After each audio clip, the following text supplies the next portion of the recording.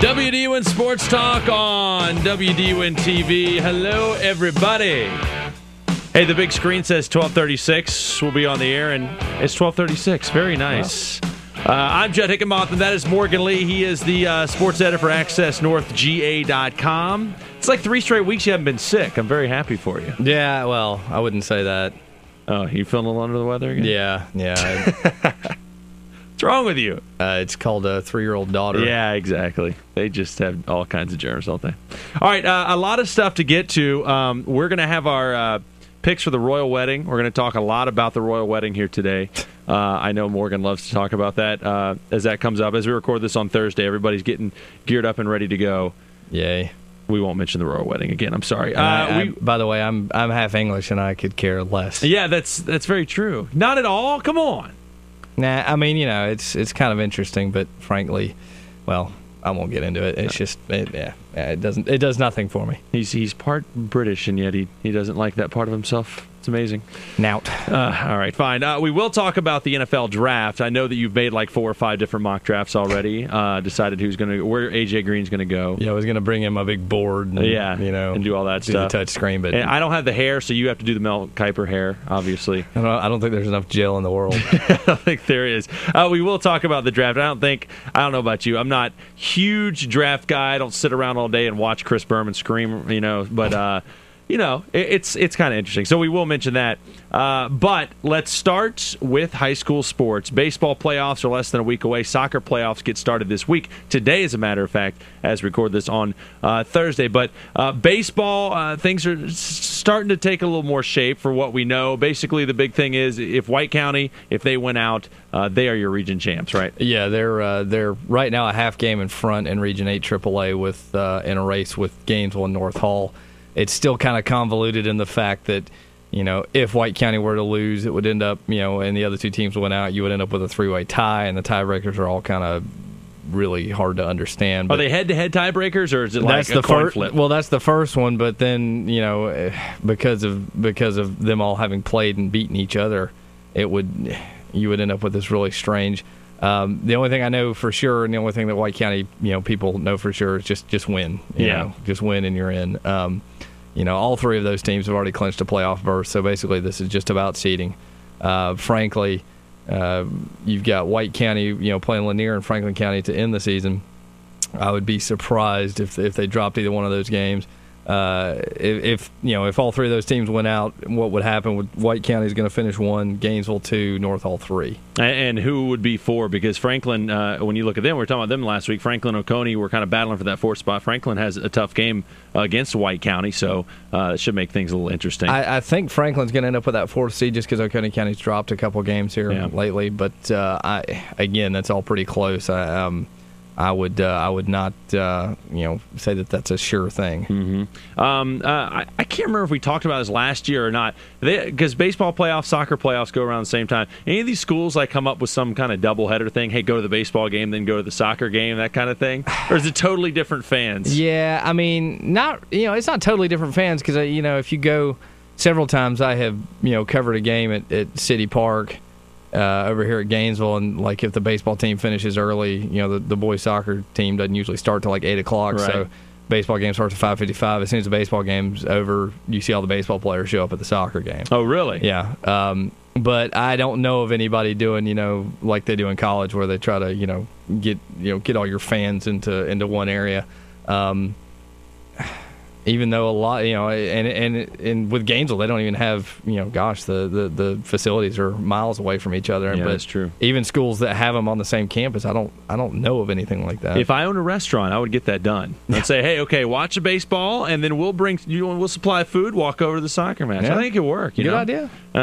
Thank you very much. Yeah. All right, soccer playoffs do get started. The girls' playoffs start here today, being Thursday. Tomorrow, the boys on Friday. And the way it looks as far as the girls, Columbus at Johnson, Chestatee on the road against LaGrange. As far as we know, all those bad storms that came in yesterday, but we haven't heard anything otherwise, right? No, I have not. I've just sent an email to Chestatee's coach, Mark Dunn, just to make sure, but I have not heard anything. Okay. Lovett's going to be at Fannin County, and Union at GAC on the girls' side, then East Jackson at Blessed Trinity. Anything kind of jump out at you in general? I know it's kind of tough to scout these teams from across the state, right? Yeah, it is. A lot of times there's been a few teams that have played these sort of out of region games just to kind of set things up for later in the season. But just looking at this, I mean, Johnson as a number 2 seed should be expected to get through that game.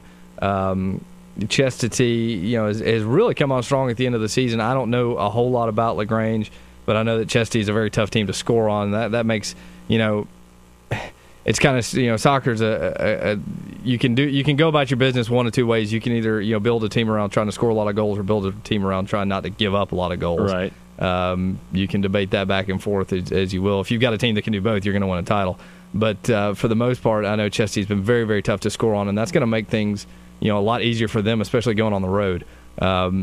Defense wins championships in soccer, then? Absolutely. Okay, I didn't know if that held true for all sports. You're talking to a defender by trade. So. Oh, there you go. So you're a little biased. Yeah. All right, so the boys, they are going to be in action tomorrow. Johnson and Gainesville going to be at home. North Hall has to go on the road all the way over to Columbus, and Chestatee at Carrollton. And East Hall is a pretty tall order. They're going to have to take on GAC, who's a pretty strong team, right? Yeah, GAC just traditionally a very good team. Obviously that area produces a lot of strong soccer talent, Gwinnett County, period.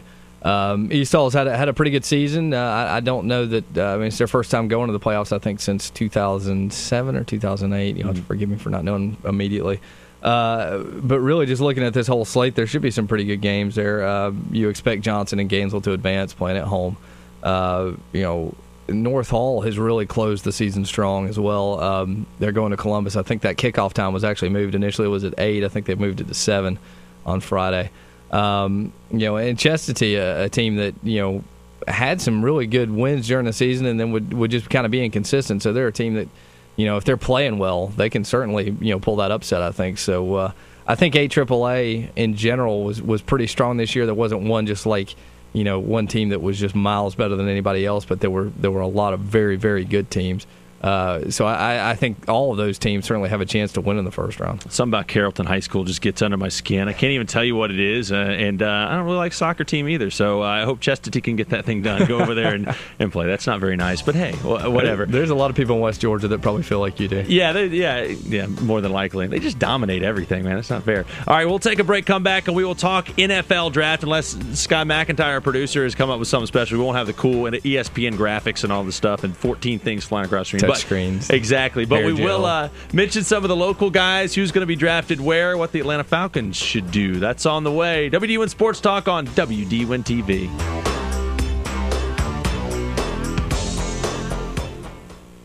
At Riverside Pharmacy, if you have questions, they have answers. If you don't have time, they won't make you wait. If you need special items, Riverside Pharmacy can order them. They want to be your pharmacy, and that's what sets them apart. Service. And just inside Riverside is the Gift Nook, where you'll find more great service in a new line of beautiful wall plaques and great colorful bags. Shop the Gift Nook in Riverside Pharmacy in the old Sherwin-Williams building on Green Street. At the offices of Dr. Norman Peets, DDS on Green Street in Gainesville, patients have all their general dentistry needs explained. Ask about sedation dentistry. Dr. Peets' team of professionals puts you at ease. Dedicated, experienced professional. He's Gainesville's family dentist. Dr. Norman Peets, 615 Green Street in Gainesville.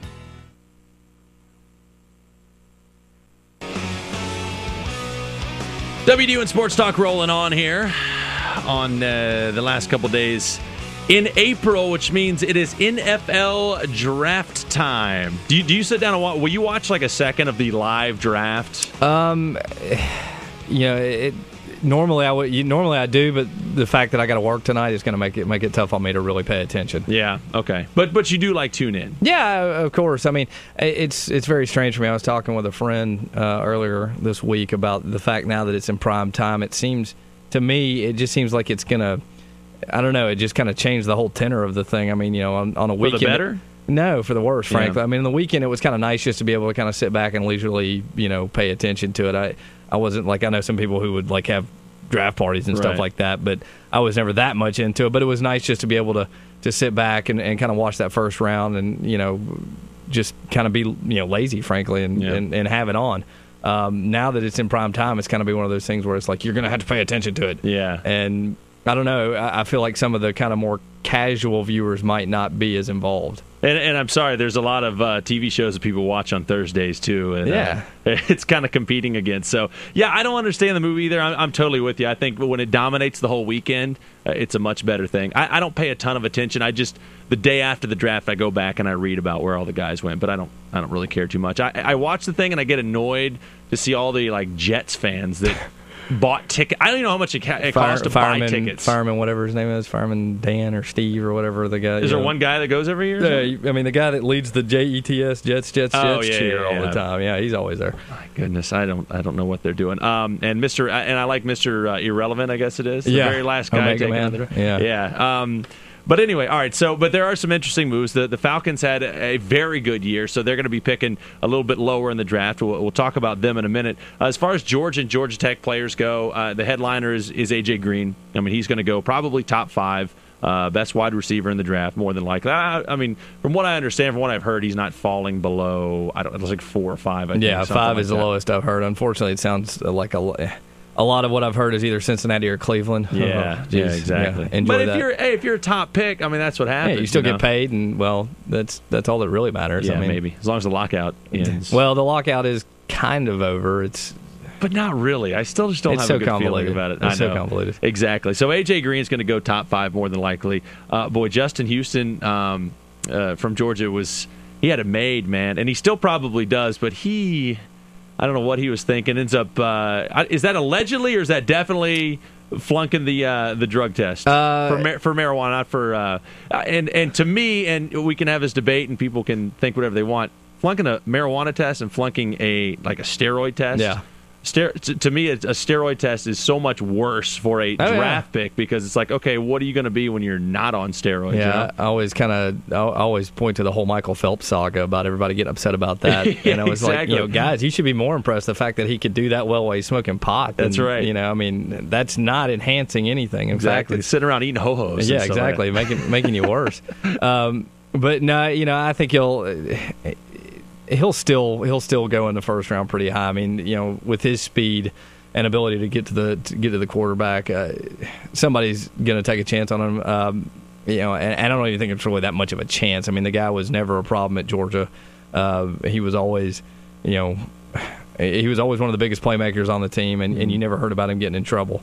So I don't think that there's going to be that big of an issue with him. Yeah, and Georgia turns out just so many good prospects. I think they're what was it, 4th? The 4th highest number of NFL players come from the University of Georgia, I believe. I think Ohio State's 1. It's like Miami and Texas, I think, something like that. So, yeah, that sounds about right. Yeah, so Georgia's 4th, which I was a little surprised to see. I mean, the number 1 SEC team is Georgia for the NFL prospects. Yeah, well, it's a lot of that is because of the now we're talking about defense here, but a lot of it offensively is the style of offense we play. It's a pro style offense, but and defensively, Georgia's just always had just always had great standouts. Always pretty good pass rushers. Occasionally a great set of linebackers. They always seem to have a good cover corner. Yeah. So it's always there's always talent in the state. It's just that that talent hasn't quite lived up to the billing on the college field here lately. But that's another story. Yeah, that's another story. Georgia Tech going to be completely different this year. Last year, Bebe Thomas, Derek Morgan. I mean, they had 4 different guys go. 2 guys go in the first round. Morgan Burnett, who I still think is going to be a pretty good pro, and I believe Jonathan Dwyer got drafted 6th or 7th round by the Steelers. But nobody really, I think, is going to go high from Tech. Good luck to Gainesville's own Nick Clater. Kind of surprising, I guess he left early, but I don't know. I mean, I've seen a few kind of mock things where he's going to get drafted later on. I mean, I guess he'd be a project kind of guy. Yeah, I mean, he's got the size, and certainly he's a smart enough guy to you would think to pick up what he needs to pick up in the NFL. I think the only question with him is just he hasn't really had a long run without being injured. Right. He's always kind of they don't call it the IR in college, but whatever. He's always on the injury list at some point. On the shelf. Yeah. So I'd be very surprised if he goes in the first day, so to speak, of the draft. Certainly certainly, like I said, I mean, with 6'7" and the ability to put some serious weight on that frame, I think somebody will probably take a look at him at some point. If he doesn't get drafted, I'm sure he'll get an invite as a free agent somewhere. Absolutely. And like you said, he's a smart kid. He can run different systems and that kind of thing. So good luck to Nick Clater. As far as what the Falcons need to do, I've seen a whole bunch of things. People say they need a defensive end. They need somebody on defense. They need a wide receiver.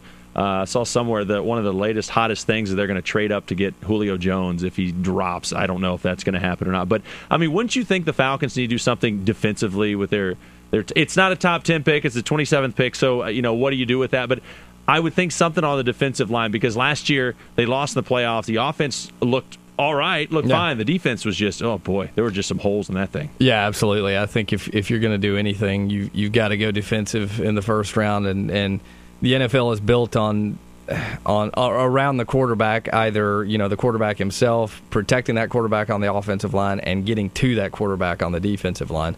So I think the Falcons, what you saw last year is offensively they're good enough already to be successful. That defense, as well as it played at times, it just doesn't have the depth or the quality right now to be a great defense.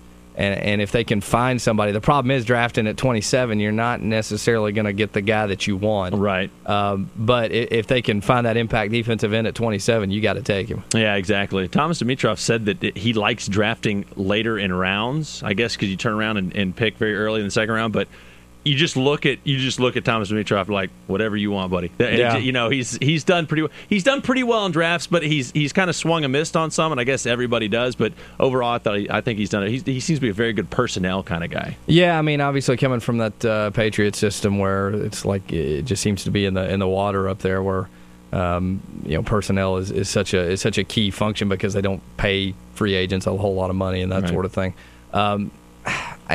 Like you said, I mean, the draft is such an inexact science. That's why, I mean, it's probably, I would think why people like you and me don't get too bent out of shape about what happens on draft day because, I mean, it's like college signing day.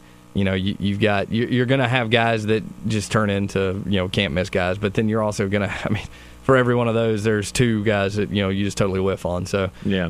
It's all, you got to take it all with a huge grain of salt. Yeah, it really is very similar to draft day and just the whole recruiting process of getting, there's some can't miss guys, I guess, coming up from high school. For the most part, it's the same kind of thing. It's what they do once they get into college. If you're the Carolina Panthers, you take Cam Newton 1? Yeah, it's been the big debate. Yeah. I mean, inarguably the most talented, physically quarterback I think that's come out in maybe ever. I mean, even more so than Tim Tebow. But gosh, he's only done it 1 year. Yeah. I mean, granted, it was an incredible year. But you watch and you hear some of the things. I don't know if you saw any of the stuff that he did with now I'm blanking on his name, Monday Night Football. Chucky. Yeah.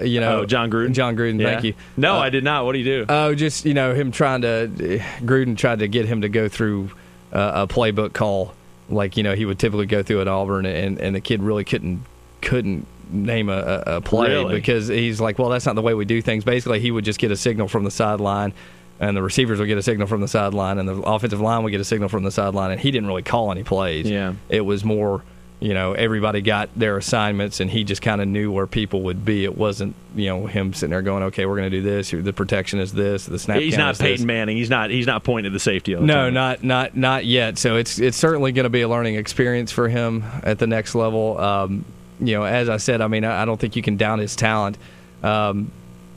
He's certainly going to have to quit running. Yeah. Because you do that in the NFL level, you might be able to knock over linebackers in college, even in the SEC, but you do that one too many times in the NFL, and you're going to have a very short careir. Even though he's a big guy, I totally agree with you. Well, I mean, how many big running backs have been destroyed in the NFL? So, it's a tough call. I don't know. I mean, taking a quarterback at number one is so incredibly risky, not just because of the fact that it's, you got to pay him so much money and all that sort of thing. It's just, taking a quarterback number one just puts so much pressure on the organization as a whole, because if you fail, I mean, that could set you back 3 years. Yeah, exactly. Look at San Francisco. Yeah, a few years ago, taking Alex exactly. Smith. I mean, even look at Matt Stafford in Detroit. I mean, when he's healthy, he's been great, but he's only been healthy, it seems like, a third of the 2 seasons he's been there. Yeah. if I were Carolina, I probably wouldn't do it. But there again, I'm not a big gambler, so yeah, that's a tough call. It's a high risk, high reward kind of thing. I'm totally with you, and I really don't know. If I were Carolina, I have no idea what I would do. I think I'd trade the pick and let somebody else do it. Yeah, you trade down and take a defensive tackle or something. That's exactly right.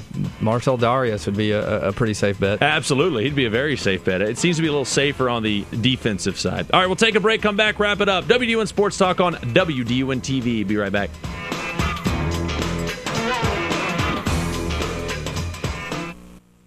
At Riverside Pharmacy, if you have questions, they have answers. If you don't have time, they won't make you wait. If you need special items, Riverside Pharmacy can order them. They want to be your pharmacy, and that's what sets them apart. Service. And just inside Riverside is the Gift Nook, where you'll find more great service in a new line of beautiful wall plaques and great colorful bags. Shop the Gift Nook in Riverside Pharmacy in the old Sherwin-Williams building on Green Street.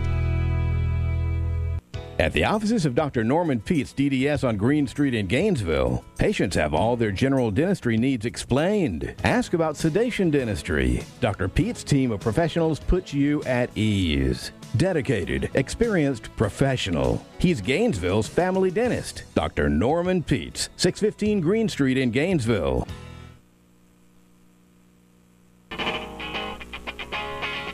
All right, quick last segment here on WDUN Sports Talk on WDUN TV. By the way, YouTube.com, and you can just search for WDUN Sports Talk. We're all over the place on YouTube. We're viral. Like fights and Waffle Houses. We're all over the place. Got to put in a plug for my boys at Coolray Field, Gwinnett Braves. Go to GwinnettBraves.com. You can buy tickets there. A couple really good series in the middle of a Columbus series right now. In Scranton Wilkes-Barre, the Yankees coming in over the weekend as well. So there you go. This is kind of the calm before the storm with you, right? Not a huge weekend as far as sports are concerned. Next weekend a little bit different. Right? Yeah. Next weekend you've got the boys' state track meet starting up. You got first round of state baseball playoffs. You've got quarterfinals of state soccer. It's going to be a complete and utter mess. Yeah, it is. But that's fine. And things probably will sort themselves out maybe this weekend as far as high school baseball is concerned. Yeah, hopefully so. You hate to seeing things decided by head-to-head ties and all that sort of thing. So hopefully, White County could just make it easy on everybody and win out, and then everything will just fall into place. But otherwise, it's going to be very strange. Hey, Gainesville North Hall might have a little something to say about that. Yeah, they don't want to see them win out. No, they don't. Absolutely, but it's been a good season for all three of them. It's been a great season. I mean, 24 region games, and oh, by the way, Buford can win their region on Friday. Ah, very good. Down at Blessed Trinity. Well, good luck to the Wolves as well. They're used to winning a few championships. Well, they've only lost one game. It was to Blessed Trinity, so it's going to be a tough one for them. But they're capable. All right. Well, that's it. Thanks to Scotty Mack producing, and we will talk to you next week. There he is. Thank you very much. Talk to you next week. WDUN Sports Talk on WDUN TV.